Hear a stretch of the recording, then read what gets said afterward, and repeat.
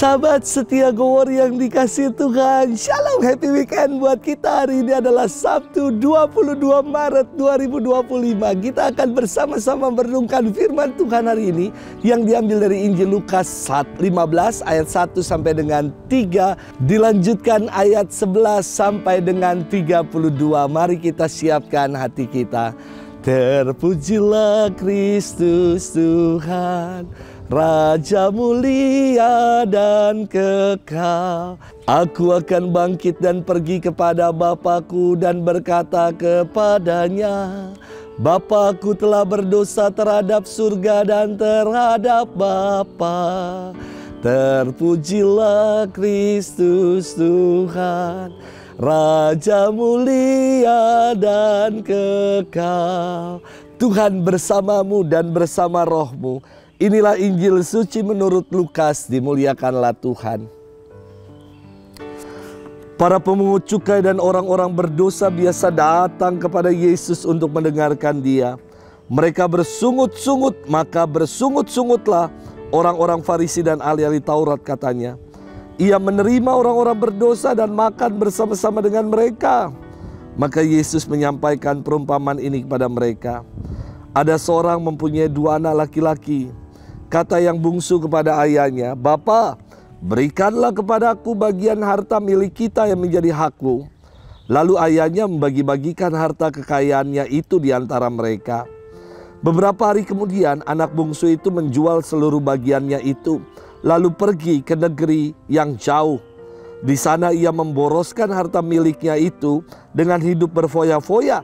Setelah ia habiskan harta miliknya, timbullah bencana kelaparan di negeri itu dan ia pun mulai melarat.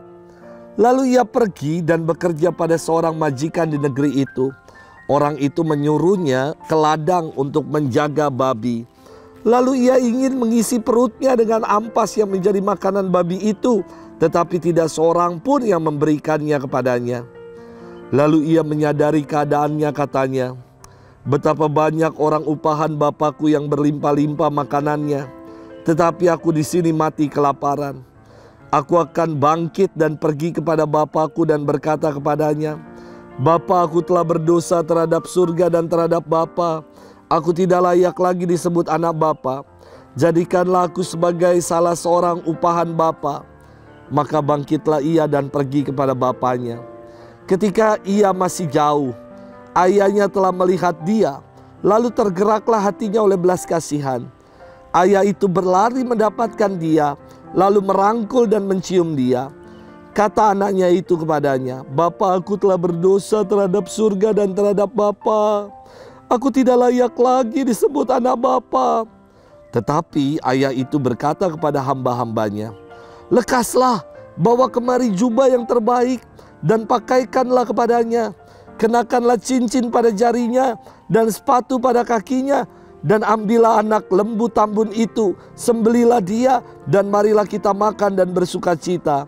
Sebab anakku ini telah mati dan menjadi hidup kembali, ia telah hilang dan didapat kembali. Maka mulailah mereka bersukaria. Tetapi anaknya yang sulung sedang berada di ladang. Ketika ia pulang dan dekat ke rumah, ia mendengar bunyi seruling dan nyanyian tari-tarian. Lalu ia memanggil salah seorang hamba dan bertanya kepadanya, apa arti semua itu?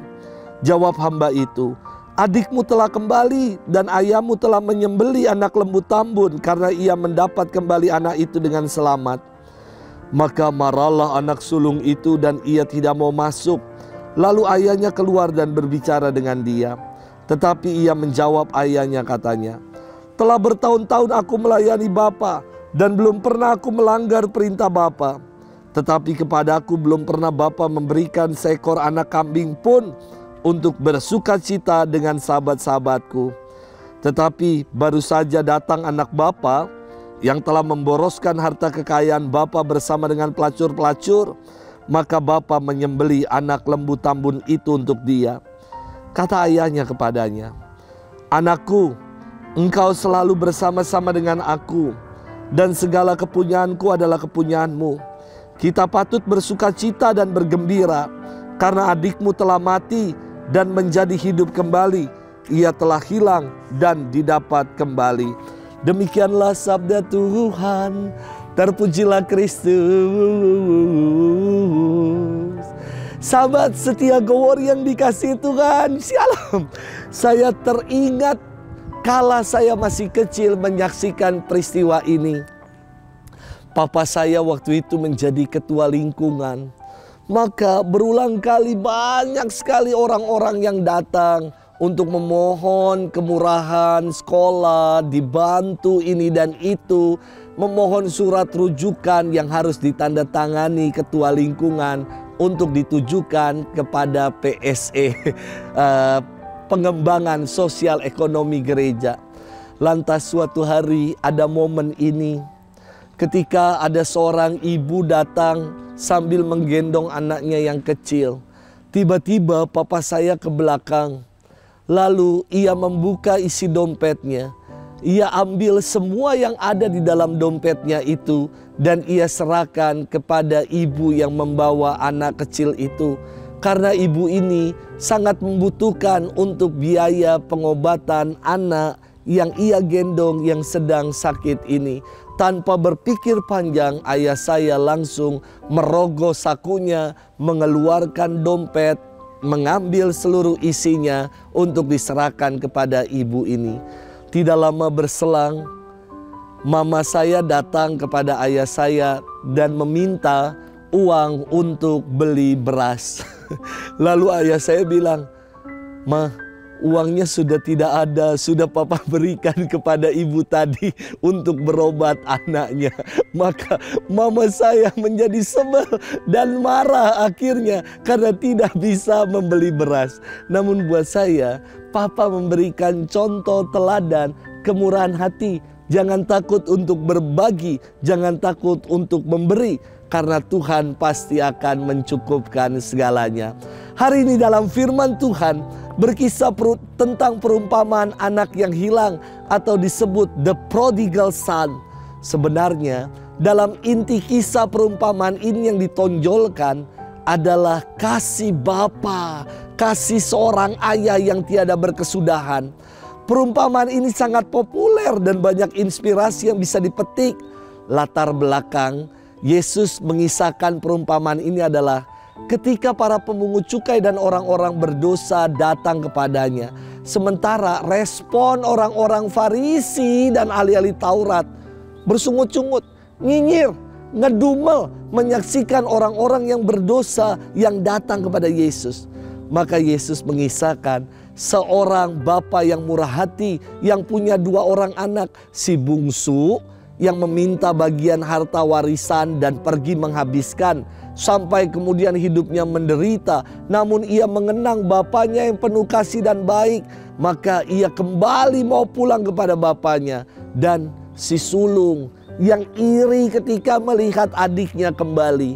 Yesus ingin mengatakan kepada para ahli Taurat dan orang-orang Farisi, kalau mereka adalah gambaran si sulung yang iri ketika melihat adik-adiknya, si bungsu, orang-orang yang berdosa, yang akhirnya kembali kepada Tuhan. Jangan jadi pribadi seperti para ahli Taurat, seperti orang-orang Farisi, atau seperti si sulung yang digambarkan dalam perumpamaan Yesus ini. Mari kita mau menjadi pribadi seperti Bapa yang murah hati, yang mau membuka hati, membuka tangan. Ketika ada orang yang mau kembali ke pangkuan gereja, jangan kita ngedumel, jangan kita nyinyir. Gereja bukanlah sebuah showroom tempat orang-orang memamerkan kebaikan, menginventaris kebaikan, bukan.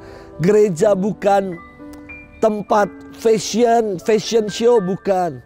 Gereja harus menjadi tempat laundry di mana orang-orang berdosa justru dibersihkan dan disucikan. Sahabat setia Go Word yang dikasihi Tuhan, gambaran Bapa yang murah hati ingin mengungkapkan kasih Allah kepada kita.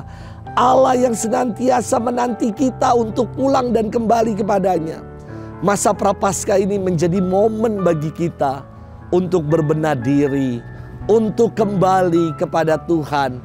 Mari kita bertobat sebelum terlambat Dan jangan jadi seperti si sulung yang bersungut-sungut ketika ada orang yang bertobat. Selamat bermenung dan happy weekend untuk kita. Tuhan memberkati kita selalu, Bapa dan Putra dan Roh Kudus. Amin.